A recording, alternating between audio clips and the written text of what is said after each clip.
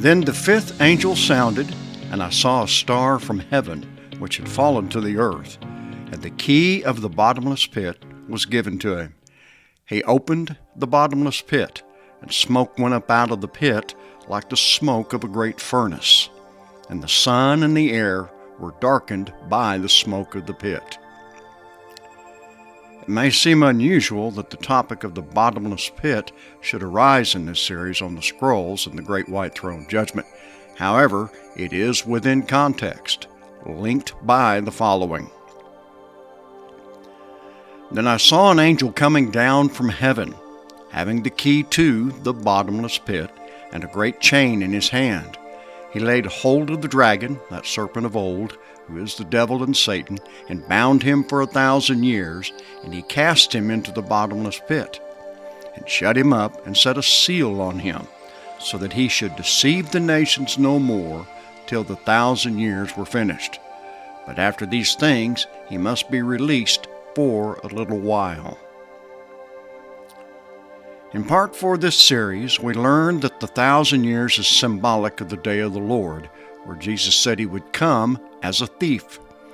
This does not refer to a literal day, but to the manifestation of righteous judgment resulting from the cry of the souls under the altar in the fifth seal. Despite tradition's take, I believe this day began unfolding in the 1st century and continues up to this present time. It's what Jesus calls the coming of the Son of Man. The word finished in Revelation 20, verse 3, is rendered fulfilled in the King James, then translated as finished in verse 5, and expired in verse 7. Strong's defines this word as to end or complete. These 3 verses refer to the same thing, the finish or completion of the 1,000 years, connecting to the following in the 5th seal. They should rest a little while longer until both the number of their fellow servants and their brethren, who would be killed as they were, was completed. In the previous study, those killed by the lake of fire or second death in the 6th trumpet regard those who repent. So this is a good thing. Those killed in the 6th trumpet are the fellow servants and brethren who would be killed in the 5th seal. So, once this number's complete, the 1,000 years is finished. This brings us to Revelation 7. And I heard the number of them which were sealed, and there were sealed 144,000 of all the tribes of the children of Israel. What did John say? I heard the number of them which were sealed. What is this number? It's 144,000. This is 12 times 12 times 1,000. 12 denotes divine governance, while 2 denotes a double witness. As we know, 1,000 typifies the day of the Lord. The 144,000 then is another reference to the souls in the 5th seal. This aligns perfectly, since the cry of these souls is for judgment and vengeance and or vindication, typified by the day of the Lord. I am inclined to think that the little while of Revelation 23 is the little while longer in Revelation 6:11, both referring to what followed after the day of Pentecost and the spreading of the gospel in the 1st century. As history shows, the early days of the New Testament church were fraught with much hatred and persecution, leading to the deaths of the apostles and many of their New Covenant converts. The seal on the devil in Revelation 20 verse 3 is explained by the 7-sealed book in Revelation chapter 5. Remember, though there are 7 scrolls with 7 seals, altogether it is 1 scroll or book. 7 simply denotes the fullness and manifestation of the same. Think singular, but 7-fold. Remember, these are the books seen at the great white throne. No wonder Paul records, the solid foundation of God stands, having this seal, singular. The Lord knows those who are His. 1 seal, which is those who are His. sevenfold in essence. As we learned in the previous studies, the book of life seen with the books refers to these souls in the fifth seal, which we can now identify as the 144,000 who are sealed in Revelation 7. What do these souls cry? Judge and avenge or vindicate our blood.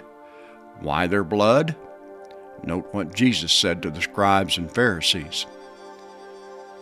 Serpents, brood of vipers, how can you escape the condemnation of hell? Therefore, indeed, I send you prophets, wise men, and scribes. Some of them you will kill and crucify, and some of them you will scourge in your synagogues and persecute from city to city, that on you may come all the righteous blood shed on the earth. It is the carnal mind's inclination to read these passages in the light of, you'll get yours. But not for a moment do I believe the Lord has or embraces such a spirit. Just as Abel's blood cried out for Cain, the Lord's blood speaks better things, typifying the unconditional love and grace of the Father and Son that far transcends the carnal mind's ability to perceive it. When dying on the cross, Jesus said, Father, forgive them, for they do not know what they do. This statement coincides with the seventh church in Revelation. They do not know what they do. This is the blinding power of the pride that leads to destruction and a fall, an ignorance based not on the lack of knowledge, but on our rejection of it. No wonder Paul said, when we say peace and safety, then sudden destruction comes. In the previous study, I mentioned that the 5 components cast into the lake of fire denote the essence of carnality. They are the beast, false prophet, devil, death, and hell. Like the spiritual meaning of 2, which denotes both division and witness, the spiritual meaning of 5 denotes both sin and grace.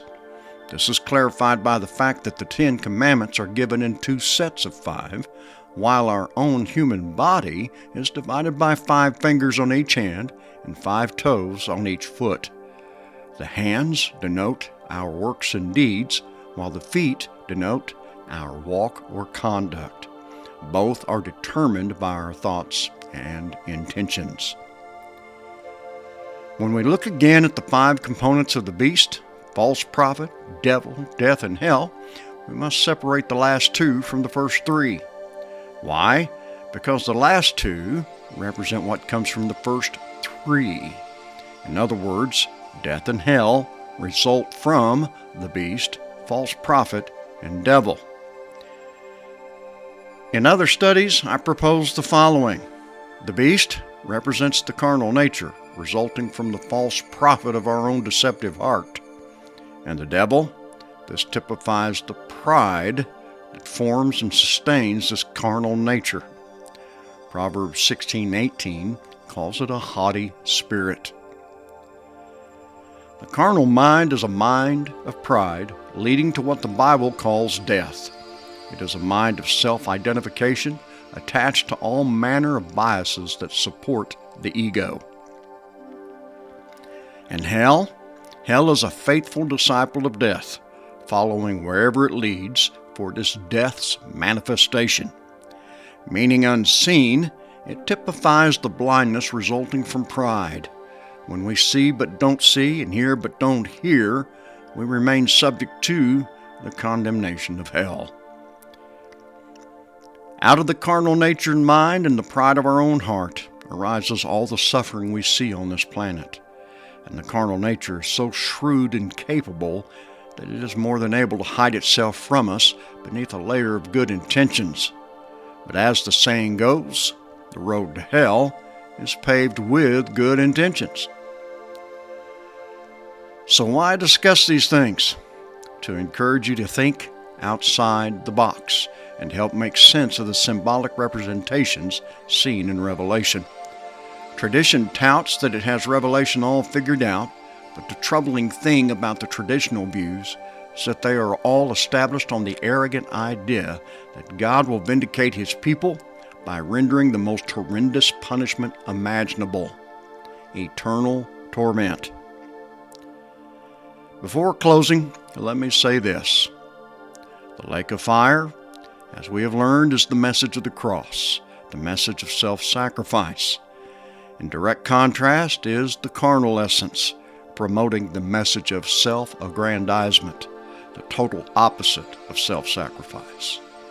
Is the one not challenged by the other? So it is that we read, and anyone not found written in the book of life is cast into the lake of fire.